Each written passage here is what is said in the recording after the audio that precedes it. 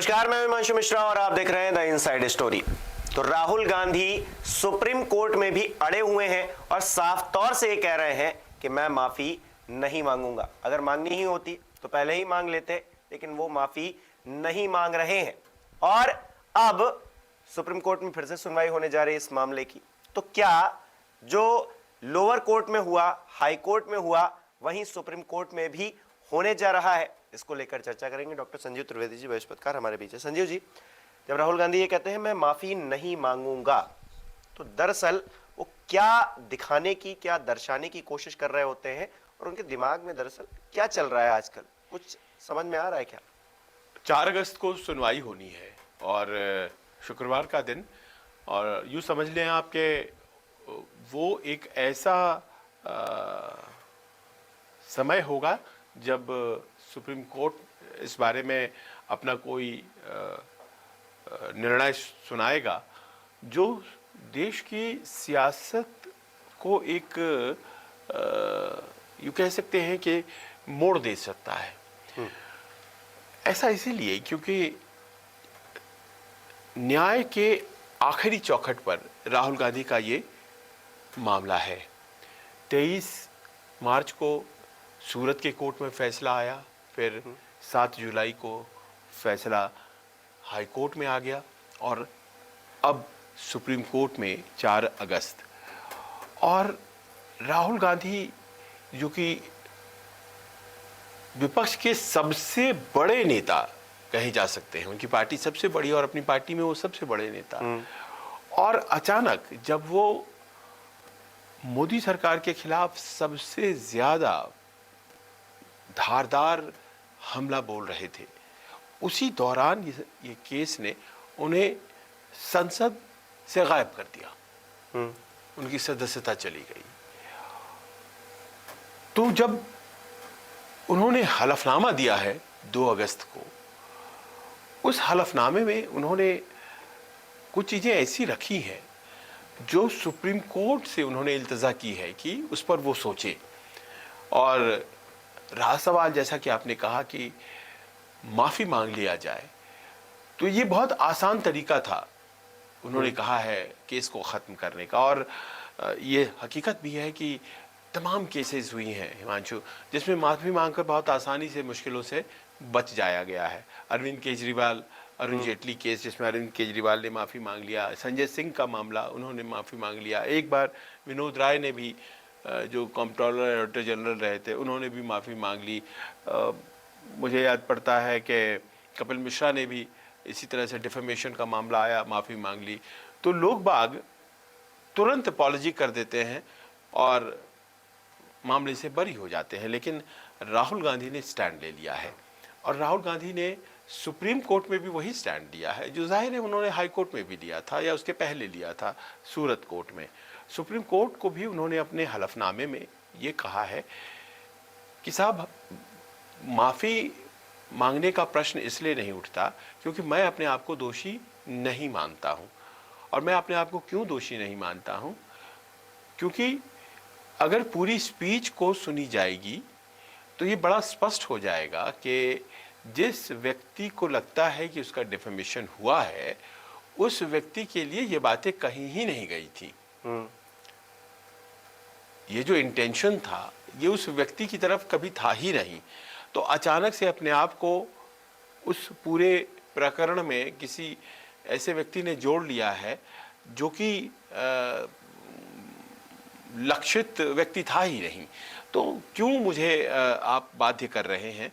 और दूसरा, उन्होंने ये भी कहा है कि एक ऐसे ख़ता के लिए जो सज़ा दी गई है कि मैंने डिफेमेशन किया है, मैंने कोई मोरल टर्पिट्यूड नहीं किया है, कोई नैतिक आचरण मेरा ख़राब नहीं रहा है, लेकिन अच्छा, और मैं कोई हिस्ट्री शीटर नहीं हूँ, पर सज़ा जो आपने दी है वो तो कुछ ऐसे दे दी है जैसे कि मैं पता नहीं कितना बड़ा दोषी हूँ, कितना बड़ा मैंने अपराध कई किए हैं।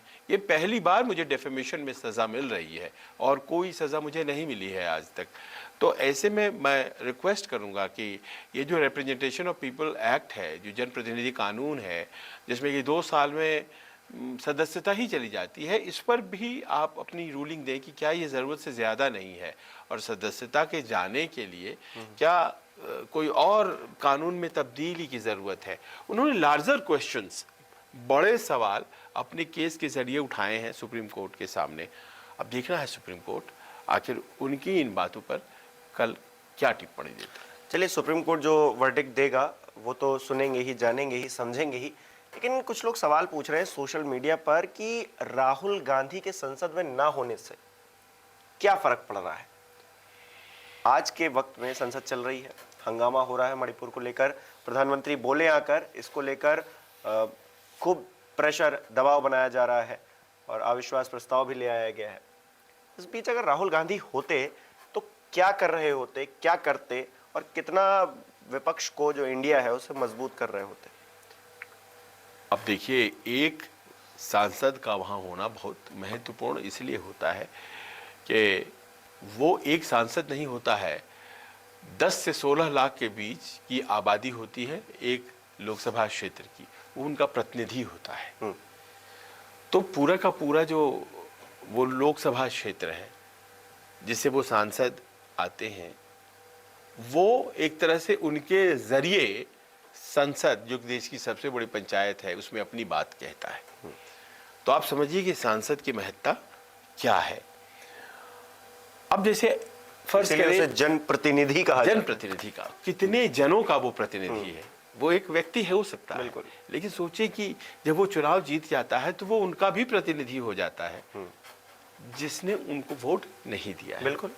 तो आप ये समझिए कि वो सिर्फ मात्र एक व्यक्ति नहीं है, बल्कि वो एक समूह है लोगों का जिनके विचारों का प्रतिनिधि बनकर के वो देश की सबसे बड़ी पंचायत में पहुंचता है।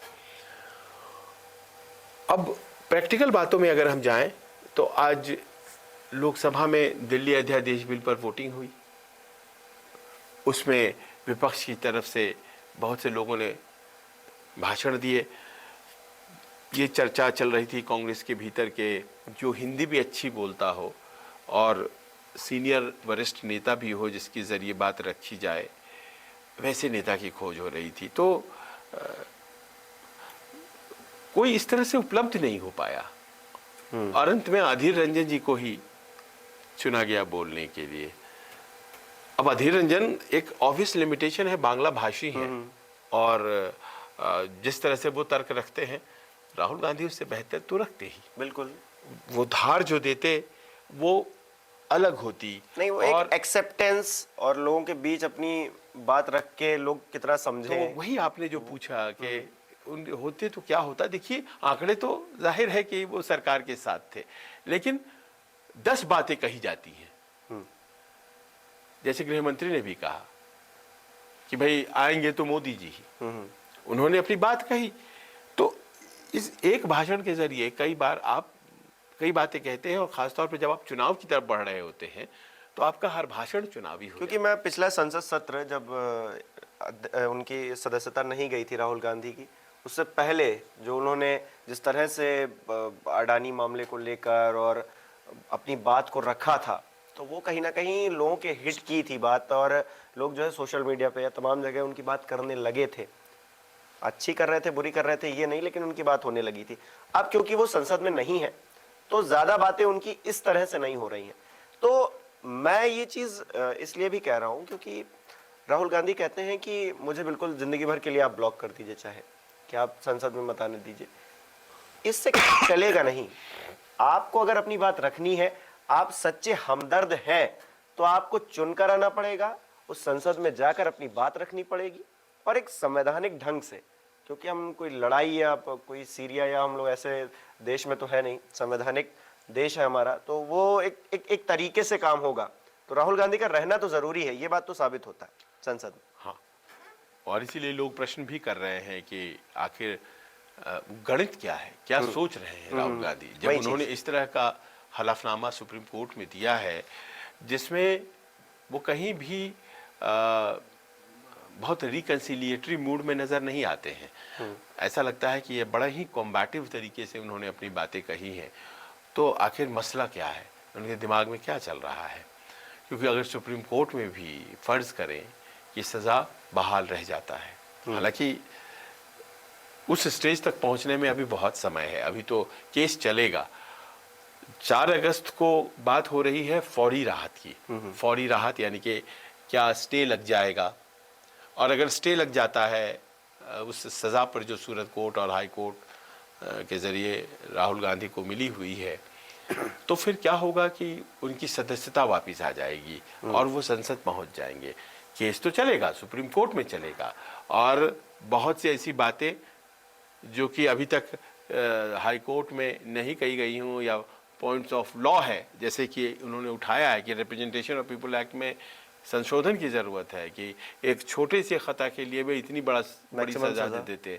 तो बहुत सी बातें हैं, डिबेट इस पर चलेगी, दोनों पक्ष अपना आर्ग्यूमेंट रखेंगे और ये लंबा मामला जाएगा।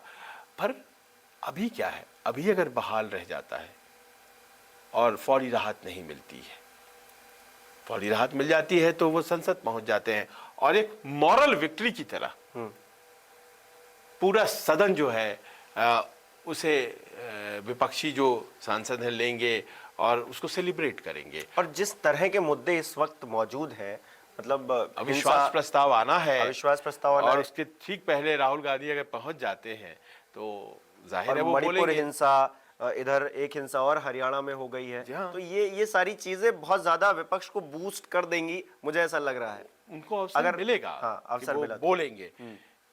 अगर नहीं होता है ऐसा तो वो एक संदेश संभवतः देना चाहते हैं जो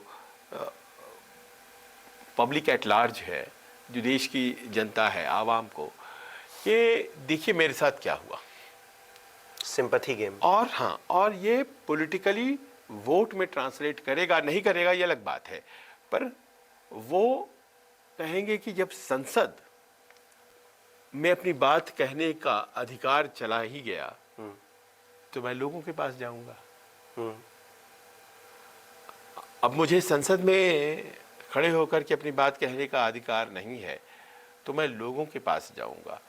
और ये बातें आने लगी हैं कि राहुल गांधी फिर से कोई भारत जोड़ो यात्रा पर निकल सकते हैं। हालांकि उनकी यात्रा तो यही बताई जा रही है कि ये यात्रा दूसरी तरह की है, कि लोगों के बीच में जा रहे हैं, मैकेनिक्स के, किसानों के, महिलाओं के बीच में जा रहे हैं। हाँ, पर एक यात्रा और है जो लोगों के बीच चर्चा का विषय बनी हुई है, और वो बताया जा रहा है कि 2 अक्टूबर से संभवतः वो यात्रा वो कर सकते हैं। हिट एंड फिट होने के लिए केरला हो भी आए हैं, हफ्ते भर की। हाँ, वो उनकी एनर्जी लेके आ गए। टांगों में प्रॉब्लम है तो उसको उन्होंने दिखाया भी है, और कहा जा रहा है कि वो इंटरमिटेंटली वॉक करेंगे, और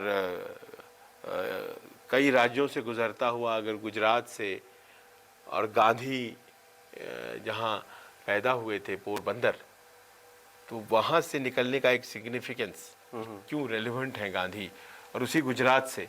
और देखिए उन क्षेत्रों को वो कवर करना चाहते हैं जो लोकसभा चुनाव की दृष्टि से हाथ में है ही नहीं कांग्रेस के। गुजरात कुछ भी नहीं, राजस्थान कुछ भी नहीं, लोकसभा सीटें 25 की 25 राजस्थान में भी नहीं है।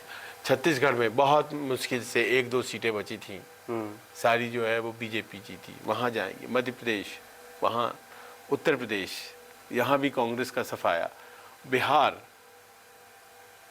39 में से मात्र एक और वो कांग्रेस को मिली हुई है सीट किशनगंज की। तो इस तरह से वो बंगाल जहाँ है ही नहीं, तो उनकी ये जो यात्रा होगी वो वो उस तरह की होगी कि लोगों को जाके कहेंगे कि हमें तो भैया देखिए सुप्रीम कोर्ट ने कह दिया है और हमारी स्थिति ये है कि अब हम लोगों के पास ही जाएं, और हमारे पास तो अपनी बात सदन में कहने का हक रहा नहीं। क्या ये सोच रहे हैं राहुल गांधी? क्या इस तरफ उनका दिमाग चला गया है? और जैसा कि आपने कहा सहानुभूति की बातें, क्योंकि एक दूसरा रास्ता उपलब्ध है कि भाई तुरंत माफ़ी नहीं तो माफ़ी जैसी कोई बात कह करके चीज़ों को थोड़ा सा मुलायम कर करके वापस जाया जा सकता है। चुनाव आयोग ने अभी तक वायनाड में इलेक्शन घोषित नहीं किया है। 23 मार्च का वाकया है और अब अगस्त का महीना आ गया, लेकिन उन्होंने नहीं, क्योंकि उन्हें भी लगता है कि हो सकता है सुप्रीम कोर्ट कोई ऐसा फैसला दे दे, आंशिक फैसला दे दे, जिसमें कि इनकी सदस्यता वापस हो जाए, तो फिर इलेक्शन क्यों करवाना वहाँ। तो लेकिन ऐसा लगता नहीं है कि राहुल गांधी ये रास्ता चुन रहे हैं। वो अपनी बात जिस फर्मनेस के साथ हाई कोर्ट में कह रहे हैं, जिस फर्मनेस, वही बात वो सुप्रीम कोर्ट में भी रखना चाहते हैं। पर सुप्रीम कोर्ट का जो दायरा होता है, जो फैसला देने का और कानून की जो उनकी समझ होती है, वो सबसे उम्दा होती है। इसीलिए जो आपका बेस्ट है वही जजेस के रूप में, लीगल ल्यूमिनरी हम कहते हैं, वो वहाँ बैठे हुए हैं। तो वो संभवतः इन चीज़ों में कुछ ना कुछ ज़रूर देखेंगे, क्योंकि बहुत से केसेस पहले के रूलिंग साइड किए गए हैं जिसमें जो सज़ा है, जो खता है, उसकी डिसप्रोपोर्शनेट है। खता आपने धेले भर की है और सजा रुपये भर की हो जा रही है, क्योंकि कानून ऐसा है, कुछ कर नहीं सकते हैं। तो हाई कोर्ट और लोअर कोर्ट को तो इजाज़त नहीं है ना कि उस कानून को इंटरप्रेट करें। वो इजाज़त केवल सिर्फ और सिर्फ संविधान ने सुप्रीम कोर्ट को दे रखी है। तो हो सकता है कि, क्योंकि मान लीजिए कि आप माने राहुल गांधी को दोषी या न माने, मान लीजिए मैं मानूं या न मानूं, लेकिन हम दोनों ये तो मानते ही हैं कि ये सज़ा जो है वो ज़रूरत से ज़्यादा है। अगर दोषी है राहुल गांधी तो भी इस बात का तो ख्याल रखना चाहिए कि सज़ा कितना देना है। और इसी में लोग 1 महीने का भी पाए हैं सज़ा, 6 महीने की भी पाए हैं, साल भर की भी पाए हैं, लेकिन ऐसा सज़ा जो कि उनकी सदस्यता ही ले बीते, क्या इस खता के लिए जायज़ है? तो अगर ये मान लीजिए कि इस तरफ वो ध्यान दिलाना चाह रहे हैं और सुप्रीम कोर्ट भी इस बात को उस संजीदगी से लेता है, तो उन्हें फौरी राहत 4 अगस्त को ही मिल जा सकती है। तो अब देखते हैं कि सुप्रीम कोर्ट जो है वो सियासी गेम, क्योंकि कह रहे हैं कि अगर फैसला पक्ष में गया तो सियासी गेम पलट जाएगा, बहुत कुछ चेंज हो जाएगा, एकदम से बूस्टर डोज मिल जाएगी विपक्ष को। तो क्या ऐसा होगा? क्या राहुल गांधी की वापसी संसद में इसी सेशन में हो पाएगी? क्या राहुल गांधी को सुप्रीम कोर्ट से राहत मिल पाएगी? देखेंगे। आपको क्या लगता है हमें कमेंट करके जरूर बताएं। बहुत बहुत शुक्रिया।